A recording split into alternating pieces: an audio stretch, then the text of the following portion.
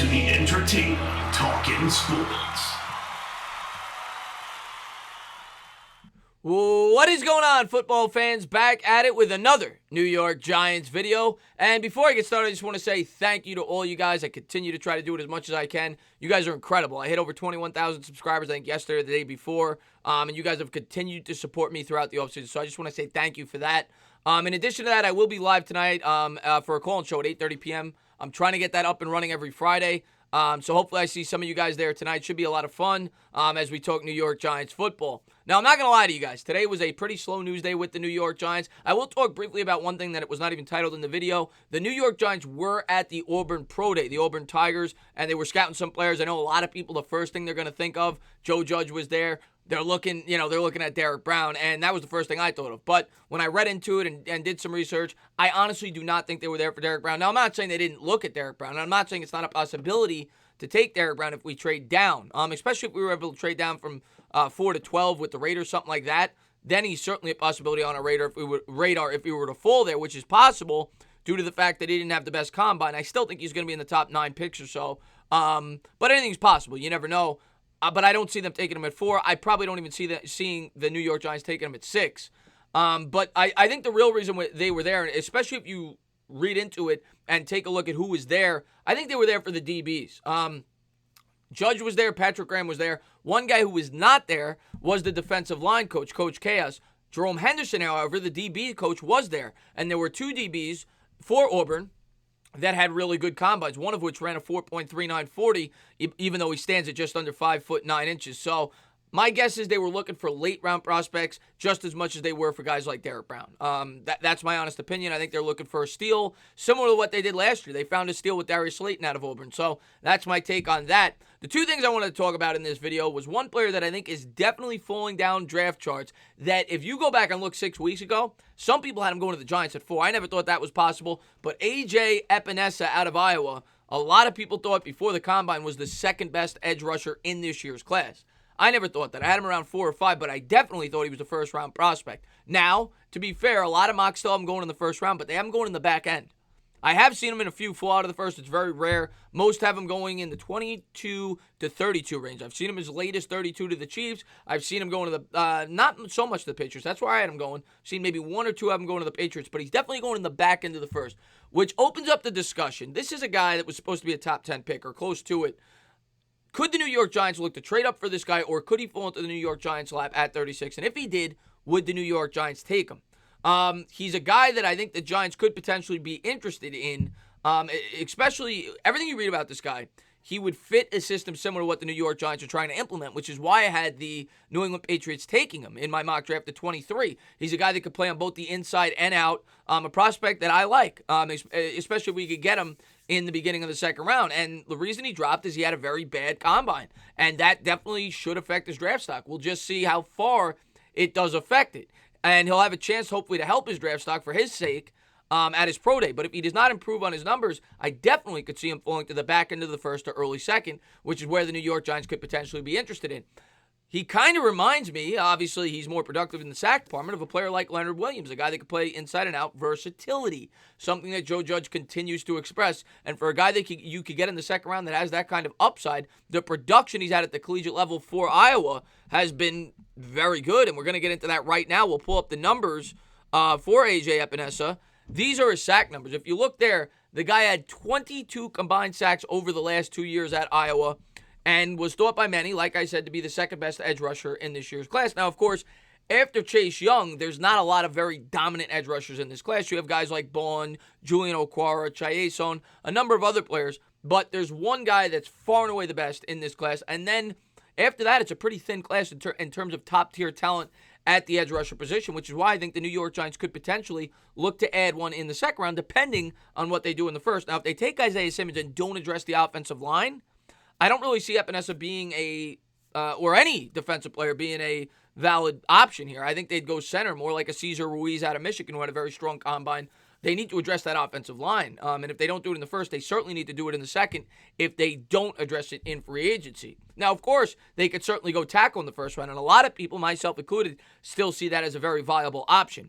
I did mock Isaiah Simmons, but I'm not ruling out the possibility of us taking Becton, Wirfs, Wills, trading down, taking those guys. Everything is still on the table. And if they went offensive line, a guy like AJ Epenesa could certainly be a guy, if he was there, that the New York Giants could take, or do what they did with DeAndre Baker if he falls to the back end of the first trade up and try to bring this guy in. I do really like the fit. Now, the reason he's falling, all you got to do is look at his combine numbers. Guy ran a 5.0440. He only did 17 on the bench. The others are somewhat impressive for a man of his size. He's about 270 pounds. The vertical jump, broad jump, the 20-yard shuttle. But that 40 time really sticks out, and it's definitely going to hurt his draft stock.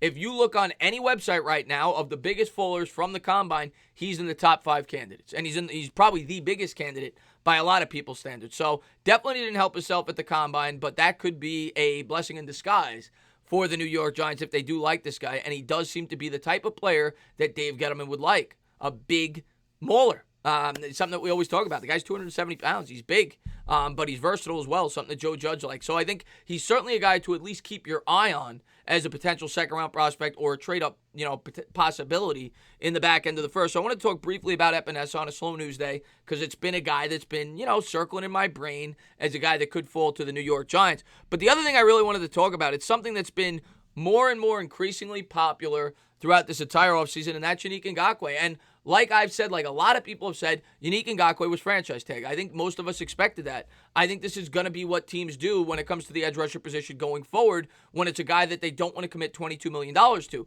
Now, if the New York Giants feel that they need to commit $22 million to an edge rusher, which I've been on record as saying I probably wouldn't want to do that. I'd probably go the cheaper alternative, bring in a veteran like Van Noy, try to draft edge rushers in the second round, like an Epenesa, like a Bourne, someone like that. But if they feel like they want to spend a big bulk of their money in free agency on the edge rusher position, Yannick Ngakoue is certainly an attractive option. One thing that I have failed to point out that when I did a little bit more research, the sack numbers are there, right? They're not eye-popping, but 8 to 12 sacks his first 4 years. His pressures, he led the league. It was either hits or pressures. He led the league 2 years ago in that department. He's certainly one of the best players in the league at getting after the quarterback and causing fumbles, which is why the New York Giants would potentially be interested in him. Now, of course, the only way they're going to be able to bring him in at this point in time, because he's been franchise tag, is a tag and trade. And that has brought across speculation by Giants fans what it would cost. And a lot of people have brought up the possibility of the Giants trading down from 4 to 9 and then acquiring Yannick Ngakoue. So essentially, you get your offensive lineman at 9, you get your edge rusher, and you still have your second round pick, and then you could do what you feel with that pick. Of course, you'd miss out on Isaiah Simmons, and you'd be tacking on $22 million a year, presumably, if you give him a contract extension going forward. But he's young, he's talented, and that is the line of thinking for people that are very pro Yannick Ngakoue.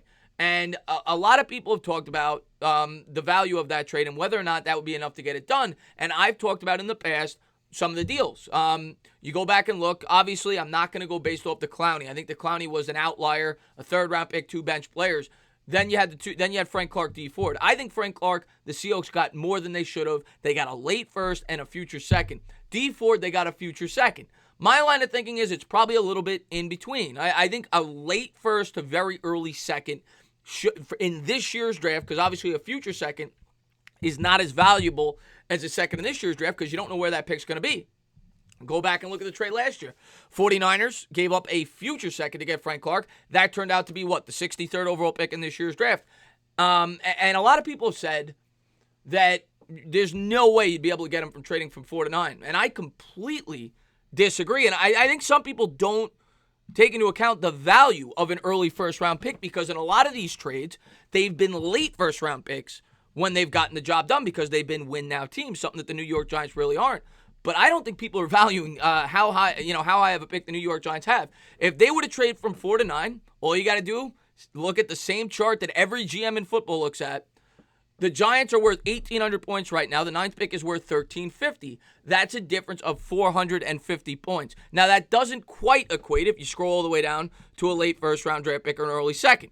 A late first-round draft pick is worth 590. Early second's worth about 580. So maybe you got to tack on a little bit more. A fourth-round pick, an early fourth-round pick, probably equates to that of would make up the difference if people feel like that is what's necessary. Maybe a future fourth, maybe not even necessarily in this year's draft. But I do think if you were to drop from 4 to 9 and tacked on a 2021 fourth-round pick, I do think that would be about the asking price for Yannick Ngakoue. The question is it worth it? I think you have to factor in that you're tacking on $22 million to the books going forward. But if the Giants feel like this guy's a supreme edge rusher, maybe they would be willing to do it. And he's certainly very good. He's not a complete player. Like I always say, he's not great against the run, but he may very well be the best guy out there on the open market when you factor in his age, you factor in he doesn't have an injury history, and you factor in that he's incredibly athletic and very good at getting after the quarterback. But that, I think, would be a fair price, something along those lines, dropping from 4 to 9 and giving up a future 4th or 5th round pick. I hear some people saying that they'd have to give up 2 seconds in addition to that. That's ridiculous. That's ridiculous, and the Giants would never do that, and I don't even think the Jaguars would expect that. 4 to 9 is a huge drop when it comes to the NFL draft when you're falling out early first round. Would I do it? No, probably not. But I do see the thinking behind it because you still get your offensive lineman, you get your edge rusher, and you still have your second round pick. I wouldn't cry if it happened. I'm more in the line of thinking that I don't want to pay a guy $22 million a year at that position. But unfortunately, that's the going rate. And if you are going to do it, at least let it be on a young player that has demonstrated he could stay healthy. We're going to have to wait and see what the New York Giants do. I continue to say I would go for more cost-effective deals, bring in veterans, but Ngakoue could certainly be on their radar. Being that he has listed the New York Giants as a target, they need an edge rusher. We'll have to wait and see. As always, guys, if you like what you watch, please subscribe, drop a comment, maybe give me a little thumbs up. Cheers.